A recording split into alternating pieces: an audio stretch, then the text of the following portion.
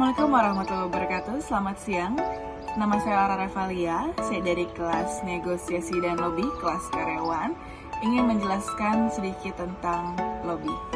Pertama, lobby adalah aktivitas komunikasi yang dilakukan oleh individu ataupun kelompok dengan tujuan mempengaruhi pimpinan organisasi maupun orang lain yang memiliki kedudukan penting dalam organisasi dan pemerintahan, sehingga dapat memberikan keuntungan untuk diri sendiri ataupun organisasi dan perusahaan lobby. Yang saya akan bahas selanjutnya adalah macam-macam istilah lobby. Lobby adalah orang yang berusaha mempengaruhi pembuat undang-undang atau legislasi maupun pendapat umum. Biasanya mereka dibayar untuk melakukan pekerjaan ini. Dalam istilah yang lebih halus, lobby adalah hubungan yang terlibat dalam hubungan masyarakat ataupun humas.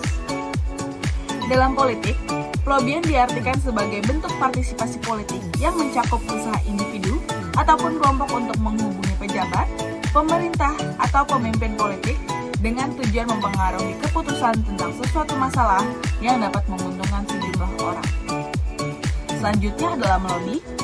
Melobi adalah bentuk kegiatan aktif dalam melobi di mana pendekatan-pendekatan dilakukan secara tidak resmi. Melobi pada dasarnya merupakan usaha yang dilaksanakan untuk mempengaruhi pihak-pihak yang menjadi sasaran agar terbentuk sudut pandang positif terhadap topik lobi. Dengan demikian, diharapkan memberi dampak positif bagi pencapaian tujuan. Kegiatan-kegiatan dalam lobi.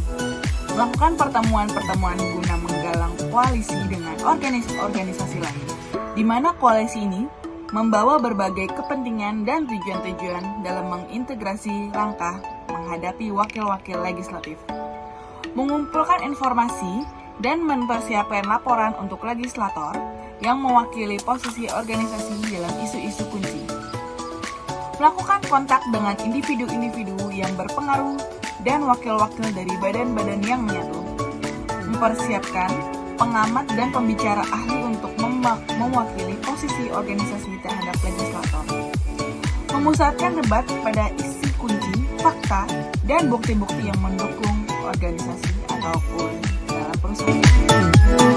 Ini adalah lobby di kalangan bisnis. Lobby di kalangan bisnis berguna untuk memastikan kelancaran usaha dan dalam mengupayakan tindakan saling menguntungkan. Tujuan lain dari pelobian di dalam bisnis adalah untuk mendapatkan kepercayaan dari berbagai mitra bisnis.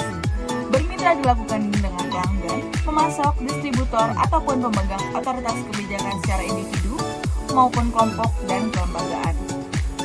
Walaupun begitu, lobby di kalangan bisnis tidak saja dilakukan dengan mitra bisnis, tetapi juga dengan kompetitor. Contoh lainnya adalah lobby yang dilakukan Telkom terhadap Indosat dalam menentukan penggunaan frekuensi, penempatan, dan pengaturan wilayah BTS. Di kalangan bisnis, lobby juga dilakukan dengan orang-orang perbankan, di antaranya untuk pertambahan modal kerja, dalam mengembangkan usaha mereka, dan untuk mendapatkan kepercayaan, sehingga organisasi mendapatkan kucuran kredit.